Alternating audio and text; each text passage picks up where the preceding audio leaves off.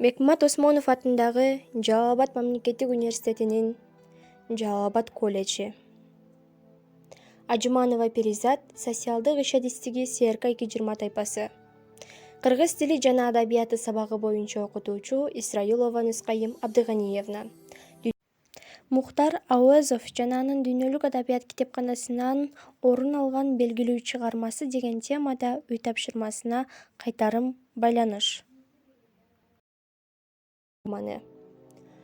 Мухтар Омархан уулу Ауэзов казак жазма адабиятынын гана эмес, дүйнөлүк адабиятында да көрүнүктүү өкүлдөрүнүн бири. Ал чебер прозаик, көрүнүктүү драматург, белгилүү адабиятчы. 1897 жылы 28 сентябрда Семипалатинск областына караштуу Абай районунун Аркат айылында Чыңгыз болушунда ок аттуу адамдын үй бүлөсүндө туулган. Өзүнүн атасы Омархан, чоң атасы Ауэз. Жеке байган адамдардан болбостон эскиче окуган, арабча сабаттуу, маданияттуу адамдардан болушкан. Алар Абайдын айылы менен коңшу тургандыктан дайыма карым катнашта болушкан. Ошентип Мухтардын балалык чагы казактын улуу агартуучусу жашаган жана анын таасири күчтүү болгон жерде өтөт.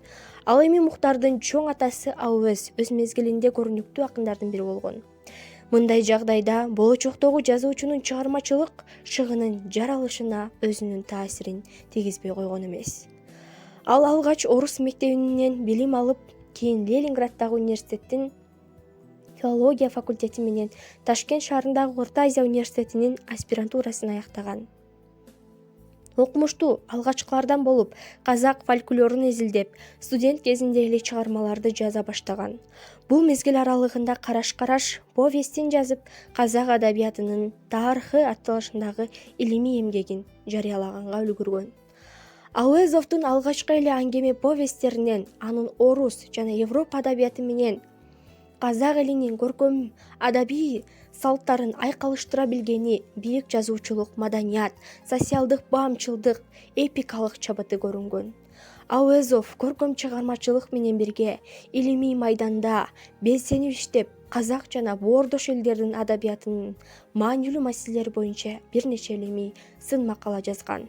Орус жана дүйнөлүк классиктердин Шекспир, Пушкин, Тургенев, Гоголь сыяктуу инсандардын чыгармаларын казак тилине которгон. Ауэзовдун талантынын гүлдөгөн мезгили Абай жолу эпопеясын жараткан жылдарга туш келет.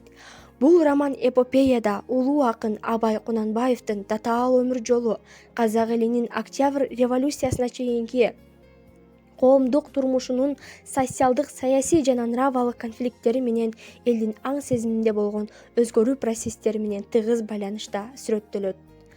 Бул романды жаратууда Ауэзов көп изденет.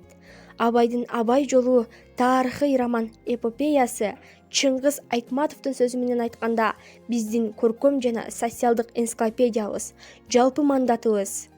Ал 250 томдук дүйнөлүк адабият китепканасында орун алган. Чыгарма идеялык, эстетикалык жагынан улуу классиктерге мүнөздүү чеберчилик менен жазылган. Романда классикалык образдардын бүтүндөй бир галереясы түзүлгөн, 30дан ашын дүйнө тилдерине которулган. Ауэзов 20-жылдардан тартып эле кыргыз жергесине көп каттап кыргыз фольклоруна, адабиятына кызыгып, айрыкча Манас эпосун изилдөөгө чоң салымын кошкон. Ленинград университетинде окуп жүргөндө Кыргызстанга келип, ошол кезде кагаз бетине түшүрүлгөн Сагынбай Манасчынын варианты менен кеңири таанышып чыккан. Ошондон тартып Манас проблемаларына бир нече жолу кайрылган. Мухтар Ауэзов жөнүндө 7 факт. Ауэзов шаардын биринчи жарыш футбол командасында ойногон.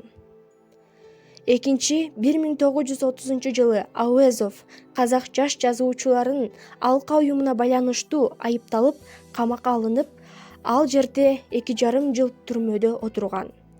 Боштондукка чыккандан кийин Ауэзов Алматыдагы университеттерде сабак берип, пьесаларын жазууну уланткан.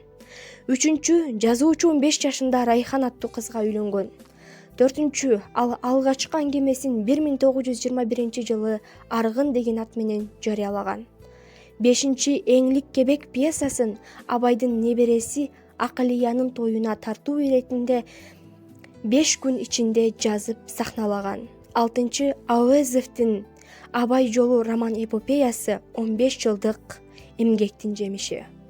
7 1997 жылы ЮНЕСКО Әуезов жылы деп жарыялап, Әуезовдун 100 жылдыгына карата дүйнө эли майрамдаган.